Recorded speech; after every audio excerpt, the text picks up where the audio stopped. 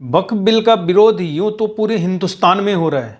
जितने भी मुस्लिम संगठन हैं और जो सेकुलर दल हैं, चुनाव आने वाला है इसी साल 6-7 महीने बाद चुनाव होने वाला है, जो एक किडनी पे चल रहे हैं और कोर्ट ने उसको बाहर इसलिए लालू प्रसाद यादव जी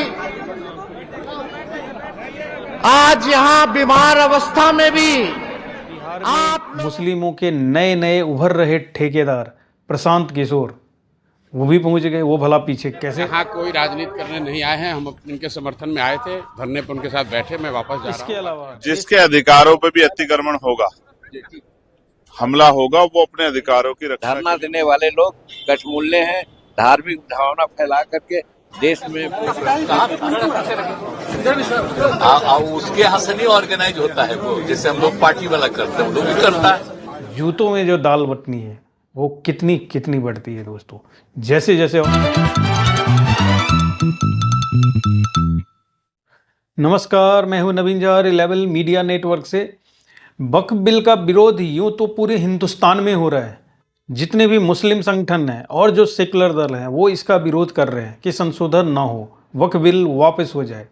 लेकिन बिहार में इसकी आंधी कुछ ज़्यादा ही चल रही है, इसलिए कि बिहार में चुनाव आने वाला है इसी साल 6-7 महीने बाद चुनाव होने वाला है।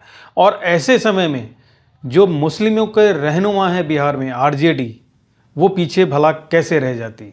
तो पूरे लाव लश्कर के साथ इस बिल के विरोध करने वालों के पीछे खड़े थे। यही तो मौका होता है जब ये राजनीतिक पार्टियां ये दिखाने की कोशिश करती है कि हमसे बड़ा हितैषी तुम्हारा कोई नहीं है।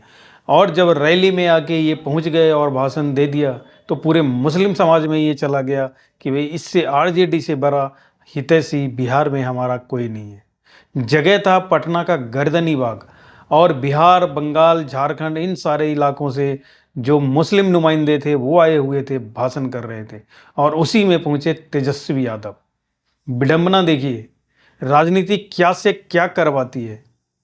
लालू यादव जो एक किडनी पे चल रहे हैं और कोर्ट ने उसको बाहर इसलिए कर रखा है कि मेडिकली फिट नहीं है, इसलिए घर पे रहो। लेकिन राजनीतिक एक्टिविटी जहाँ भी होती है वहाँ पहुँच जाते हैं।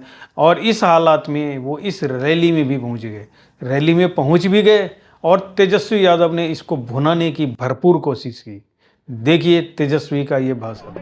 कि हमारी पार्टी राष्ट्रीय जनता दल, हम लोगों के नेता लालू प्रसाद यादव जी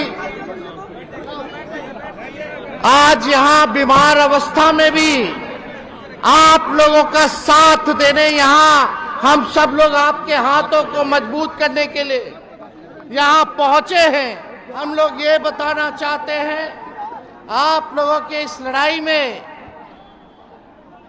हम लोग पूरे मजबूती के साथ आप सब लोगों के साथ खड़े हैं।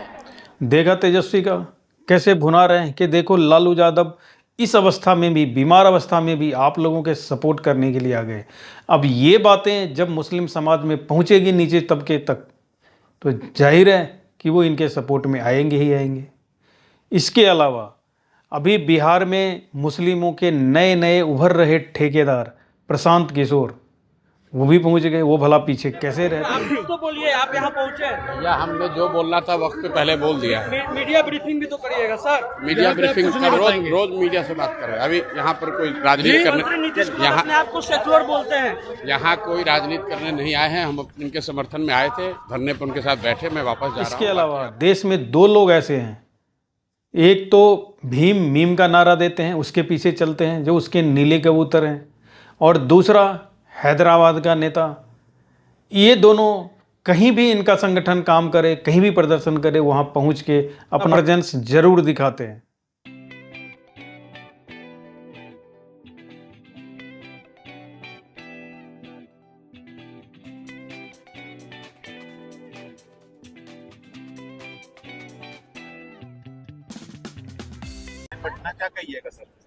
देखिए, जिस तरह के हालात आज देश में है, उन हालातों को समझते हुए जिसके अधिकारों पे भी अतिक्रमण होगा, हमला होगा, वो अपने अधिकारों की रक्षा के लिए मैदान में उतरेगा। और जीतन राम मांझी, जिनकी राजनीति एक अलग तरीके से चलती है, वो पीछे क्यों रहते। और जब से वो मंत्री बने हैं केंद्र में, तब से पूरे फॉर्म में रहते हैं, हर इशू पे ऐसा ऐसा बयान देते हैं। देखिए कैसे इन प्रदर्शन करने वालों को कठमुल्ला कह दिया उन्होंने। इसलिए काम इसको प्रशंसा करनी चाहिए।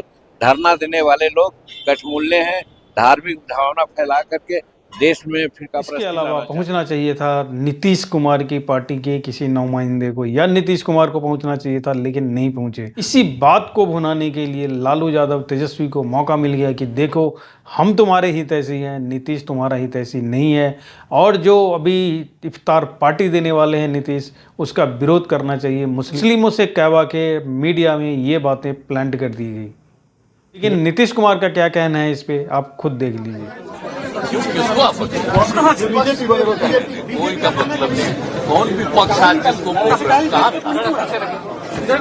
कहा उसके यहाँ से नहीं ऑर्गेनाइज होता है वो, जैसे हम लोग पार्टी वाला करते हैं वो लोग भी करता है, और ये पार्टी पूरे के पूरे सरकार की तरफ से करते हैं तो वो लोग नहीं रहता था पहले, इसलिए ऐसे ही बोलता है। देखिए आजकल उन लोगों की आदत हो गई है बिना मतलब की बात करना। आप उन्हीं से पूछ लीजिए कि इसके पहले आप कैसे थे, तो पता चल जाएगा आपको, ये सब एकदम ऐसे ही है। तो इन सब चीज़ों से लग रहा है कि बिहार में राजनीति का पारा अभी दिन प्रतिदिन, जब तक चुनाव आएगा तब तक निरंतर हाई होता रहेगा। इसमें आरजेडी और नीतीश के बीच में मुस्लिम वोटों की टक्कर तो थी, अब बीच में प्रशांत किशोर कूद गए हैं। अब देखना है कि वो बढ़ते हैं क्या एक मुश्त होकर किसी को वोट करते हैं। कांग्रेस की अपनी अलग राजनीति चल रही है, वो अपने पत्ते नहीं खोल रहे हैं कि अकेले लड़ेंगे या आरजेडी के साथ लड़ेंगे। कन्हैया कुमार की यात्रा चालू करवा दी है, इससे लालू और तेजस्वी की नींद और उड़ गई है। बीजेपी अपना रास्ता अलग ढूंढ रही है कि नीतीश को कैसे साइड करें, लेकिन लगता नहीं है कि इलेक्शन तक नीतीश को साइड कर पाएंगे। तो देखिए अगले 6 महीने में और क्या क्या परिवर्तन होता है। और अभी तो वक्फ के ऊपर पूरी राजनीति होगी। अभी इसी सेशन में पार्लियामेंट का इस बिल को पास होना है, और पास होने के बाद नीतीश और लालू दोनों में कंपटीशन रहेगा कि मुस्लिम वोट को कौन अपनी तरफ कितना खींच सकता है। और उसमें जो कट करना है, काट के एक हिस्सा पीके को आना है, और छोटा सा हिस्सा अगर कांग्रेस को आ जाए तो ये भी अतिशयोक्ति नहीं होगी। देखना है इन चारों में जूतों में जो दाल बटनी है वो कितनी कितनी बढ़ती है। दोस्तों जैसे जैसे और खबर आती है मैं लेके आऊँगा। दोस्तों अगर आपने अभी तक चैनल को सब्सक्राइब नहीं किया है तो कर लीजिए, और वीडियो को लाइक और शेयर करना ना भूलना दोस्तों। धन्यवाद।